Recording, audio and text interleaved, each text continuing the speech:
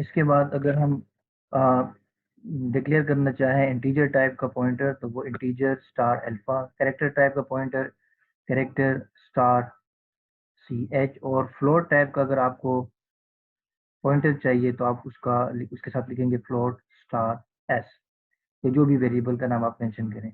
So the declaration float star s does not mean that s is going to contain a floating point value। आप इसको floating point value नहीं assign कर सकते। इसका ये मतलब नहीं है कि ये फ्लोट है पॉइंट है तो इसको आप फ्लोटिंग पॉइंट वैल्यू असाइन करें।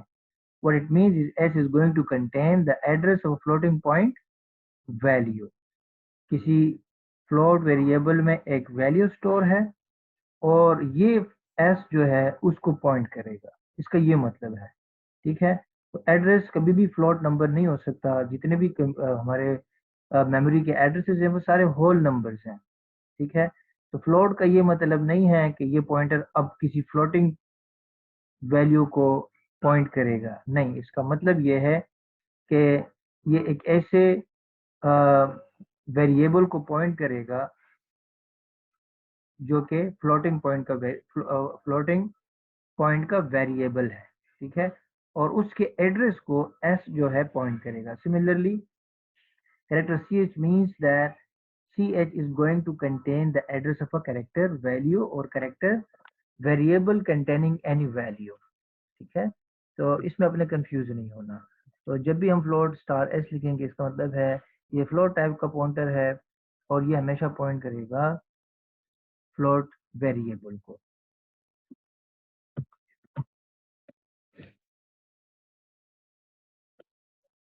नेक्स्ट स्लाइड पे जाते हैं। Function calls, so arguments can generally be pass to function in one of the two ways. ये मैं आपको ऑलरेडी बता चुका हूँ, sending the values of the arguments and sending the addresses of the arguments. एक में आप वैल्यूज को भिजवाते हैं और एक में आप एड्रेसेस को भिजवाते हैं कॉलिंग कॉल्ड फंक्शन को। ठीक है, और जो कॉल बाय वैल्यू है उसमें हम वैल्यूज भिजवाते हैं, कॉल बाय रेफरेंस में हम एड्रेस भिजवाते हैं। तो कॉल बाय वैल्यू आप ऑलरेडी जितने भी आपने फंक्शंस बनाए हैं तो वो तकरीबन सारे ही कॉल बाय वैल्यू है। एक वेरिएबल जो कि एक्चुअल आर्गुमेंट्स हैं तो उसकी वैल्यू जो है कॉपी हो जाती है फॉर्मल आर्गुमेंट्स में। तो ये मैं आपको पहले भी बता चुका हूँ। तो दो मेथड्स हैं फंक्शन को कॉल करने का, एक में हम वैल्यूज भिजवाते हैं और दूसरे में हम एड्रेसेस भिजवाते हैं। जिसमें वैल्यूज भिजवाते हैं उसको हम कहते हैं कॉल बाय वैल्यू, जिसमें एड्रेसेस भिजवाते हैं उसको हम कहते हैं call by reference. So call by value में क्या होगा? In the first measure, the value of each of the actual arguments in the calling function is copied into corresponding formal arguments of the called function। तो एक called function में जो formal arguments हैं उनको values मिलेंगी किसकी? actual arguments की, लेकिन वो values क्या होंगी? copy होंगी। ठीक है, with this method the changes made to the formal arguments in the called function have no effect on the values of actual arguments in the calling function. इसको हम ऑलरेडी भी कर चुके हैं कि जो एक्चुअल आर्गुमेंट्स हैं वो फिर चेंज नहीं होते। आप फॉर्मल आर्गुमेंट्स को चेंज करें लेकिन उसकी वजह से जो आपके एक्चुअल आर्गुमेंट है वो चेंज नहीं होंगी। ये कब ऐसा होगा? जब आप कॉल बाय वैल्यू करेंगे।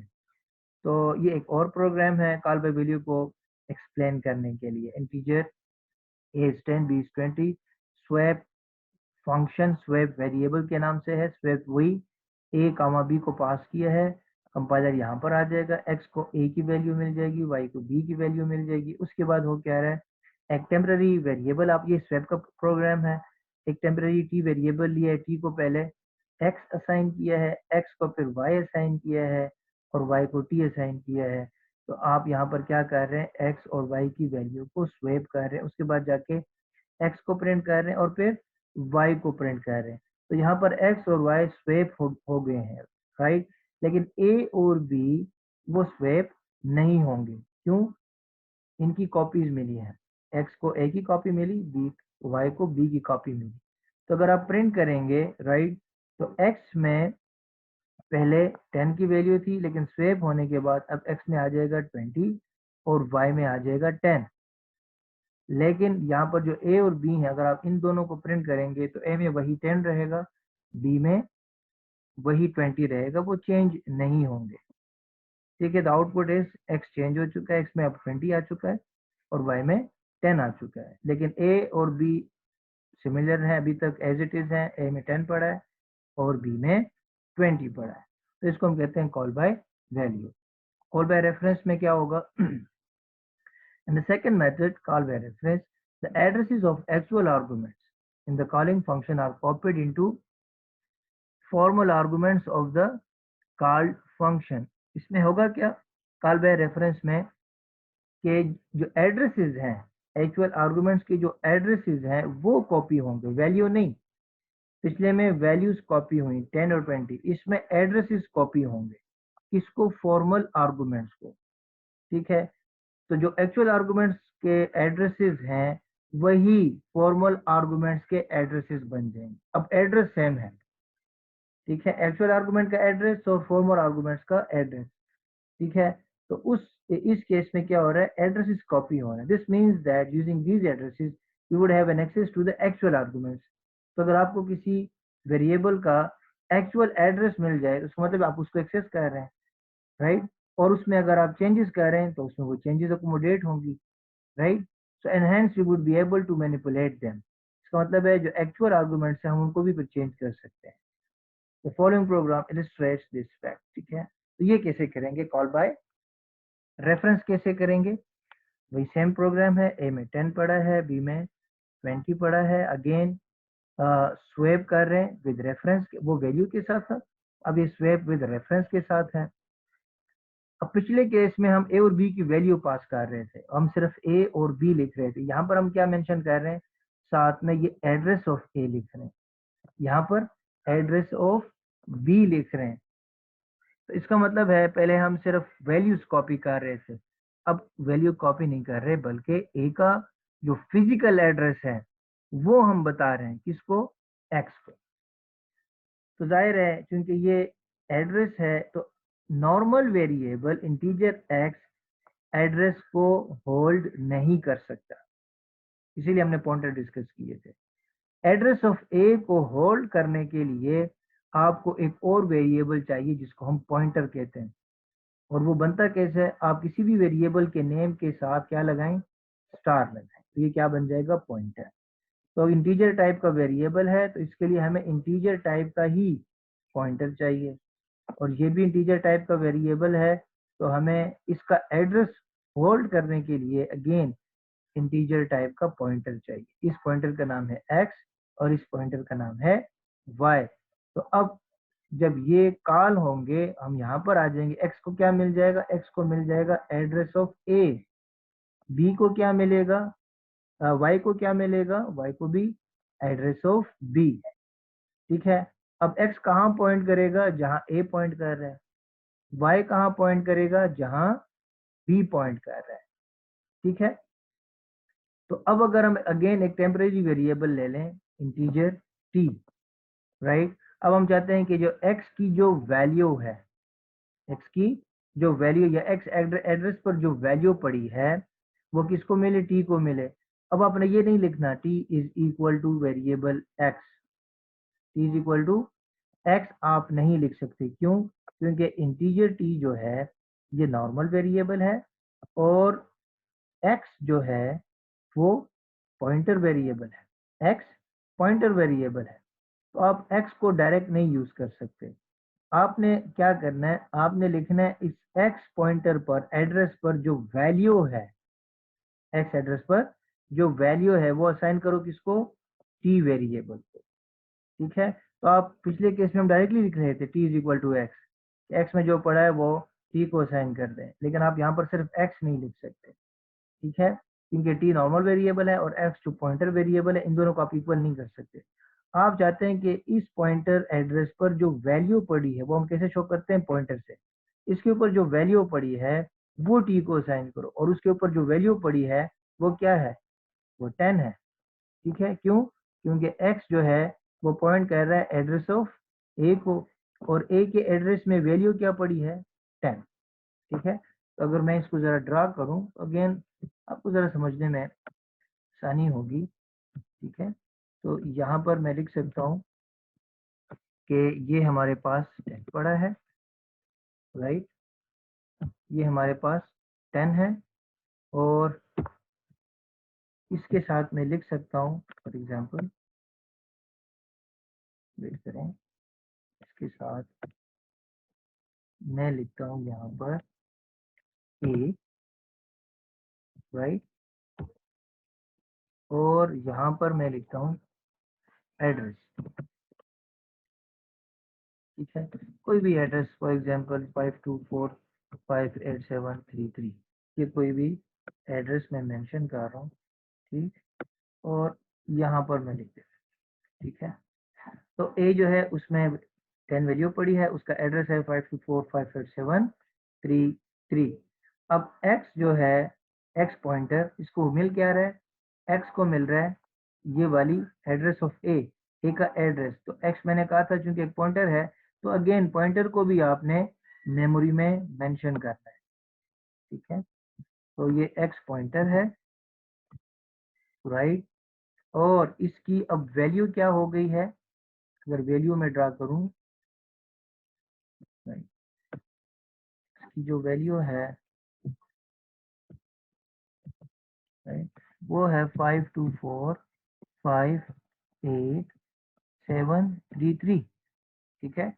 हम लिख रहे हैं इंटीजर स्टार एक्स, और स्टार एक्स को मिले क्या, एड्रेस ऑफ ए, एक एड्रेस क्या है ये किसको मिलेगा, एक्स को मिलेगा, तो एक्स में ये वैल्यू आ जाएगी। लेकिन एक्स इस पॉइंटर का भी कोई एड्रेस होगा मेमोरी में, तो हम वो भी मेंशन कर सकते हैं, राइट, यहाँ पर हम एड्रेस भी मेंशन, इसका कोई एड्रेस होगा 5273256 फॉर एग्जांपल, राइट। तो ये इसका मेमोरी में अपना एड्रेस होगा इस एक्स पॉइंटर का। लेकिन इसमें वैल्यू कौन सी पड़ी है, इसमें जो वैल्यू पड़ी है वो है 524587333 which is the address of E. अब यहाँ पर एक टी वेरिएबल है, हम चाहते हैं कि टी वेरिएबल को एक्स ना मिले, अगर आप सिर्फ एक्स लिखेंगे तो वो एक्स बन जाएगा, एक्स की वैल्यू ये वाली, लेकिन आप टी को नहीं असाइन कर सकते क्योंकि वो एक आम वेरिएबल है, वो एड्रेस को होल्ड नहीं कर सकता, कंपाइलर आपको एरर देगा। हम चाहते हैं इस एड्रेस पर जो एक्स की वैल्यू है, एक्स की जो वैल्यू है ये वाली एक्स थी, इसके ऊपर जो जो इसकी जो वैल्यू है, और वो क्या है 10, यहाँ से नजर आ रहा है 52458 जो एड्रेस है, हम कंपाइलर इस एड्रेस पर पहुंच जाएगा, और इस एड्रेस की जो वैल्यू है वो क्या है 10। तो टी को क्या साइन होगा, टी को यहाँ पर कह सकते हैं कि टी को यहाँ पर मैं ड्रॉ कर दूं इस तरह से, टी को अब क्या साइन होगा, टी को यहाँ पर 10 साइन होगा, राइट। वेट करें, ये जरा क्लियर नहीं आ रहा है, इसको मैं इरेज करता हूँ, राइट, यहाँ पर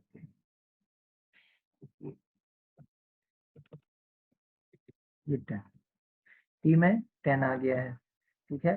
सिमिलरली अब हम चाहते हैं कि एक्स स्टार एक्स लिख रहे हैं इज इक्वल टू, हम x is equal to y नहीं लिख रहे, बल्कि हम क्या चाह रहे हैं कि एक्स जहां पॉइंट कर रहा है, यानी कि एक्स ये वाला इसको पॉइंट कर रहा है, इसको पॉइंट कर रहा है, इसके ऊपर क्या वैल्यू है 10, ठीक है। तो वैल्यू एट एक्स, तो इससे मुराद 10 है। अब इस लोकेशन पे हम पहुंच चुके हैं, एक्स एड्रेस और उसकी वैल्यू, हम इस पॉइंट पे पहुंच चुके हैं, इसको असाइन करो, इसको असाइन करो क्या, y एड्रेस जहां पॉइंट कर रहा है उसकी वैल्यू। तो अगर आप y एड्रेस को देखेंगे तो डेफिनेटली y में भी, यहाँ पर अगर हम y को ड्रा करेंगे, तो अगर मैं इसको ड्रा करूं जल्दी से, राइट, यहाँ पर अगर मैं लिखूं y,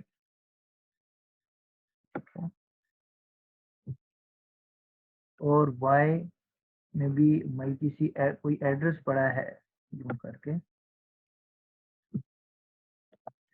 राइट, अगर मैं लिखूं 523147 राइट, और ये एड्रेस है फॉर एग्जांपल, यहाँ पर अगर मैं लिखूं बी वेरिएबल, और यहाँ पर मैं मेंशन कर रहा हूँ एड्रेस 523147 एड्रेस है, राइट, और यहाँ पर मैं इसको ड्रॉ कर रहा हूँ। फॉर एग्जांपल ये b की जो वैल्यू है वो है 20, राइट। तो 523147 बी का एड्रेस है और वो एड्रेस किसको असाइन हुआ है, y को, यहाँ से y, ठीक है। अब हम यहाँ पे क्या लिख रहे हैं कि y का जो एड्रेस है उस पर जो वैल्यू है वो वैल्यू क्या है, ये एड्रेस उस पर जो वैल्यू है 20, वो 20 हम लिख रहे हैं इक्वल किसको मिले, x जहाँ पॉइंट कर रहा है उस वैल्यू को। x पॉइंट कर रहा है यहाँ पे, तो यहाँ पर अब क्या आ जाएगा, 10 की जगह 20, राइट। तो ये लोकेशन जो है अब ये मॉडिफाई होकर क्या बन जाएगी, 20। सिमिलरली फिर आप लिख रहे हैं t, अब t में जो वैल्यू पड़ी है यहाँ पर 10 है, t में क्या पड़ा है 10, वो असाइन करो वहाँ y जहाँ पॉइंट कर रहा है वो y यहाँ पॉइंट कर रहा है, उस पर जो वैल्यू है वो है 20, वो बराबर कर दो किसके, t के, t में क्या पड़ा है 10, तो ये क्या बन जाएगी वैल्यू, ये वैल्यू बन जाएगी 10। और उसके बाद आपका ये स्वैप रिटर्न फंक्शन खत्म। अब वापस जा रहे हैं प्रिंट एफ, ए को प्रिंट करो और बी को प्रिंट, ए कामा बी। अब आप प्रिंट करेंगे तो ए में क्या पड़ा होगा, ए में 20 होगा और बी में 10 पड़ा होगा। तो इसको हम कहते हैं कॉल बाय रेफरेंस। अब एक्चुअली आपने जो ओरिजिनल आपके आर्गुमेंट्स थे ए और बी वो आपके चेंज हो गए, लेकिन चेंज करने के लिए आप जब भी इन दो वेरिएबल को अंदर यूज करेंगे तो इसके साथ आपने स्टार जरूर लगाना है। अगर आप सिर्फ x लिखेंगे तो फिर आप एक नॉर्मल वेरिएबल को t यानी कि t को x नहीं असाइन कर सकते, क्यों, क्योंकि t इंटीजर वेरिएबल है और ये इंटीजर पॉइंटर है, इन दोनों को आप आपस में इक्वल नहीं कर सकते। तो जब भी आप x को यूज करेंगे, राइट, तो आपने उसके साथ क्या लिखना है, स्टार लिखना है, ठीक है।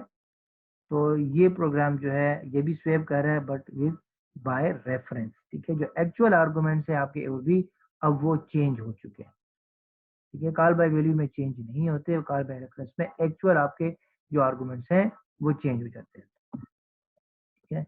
अब हम जाते हैं अपने नेक्स्ट स्लाइड पर, इसको हम क्लियर कर देते हैं, right. So the output is 20, B is 10.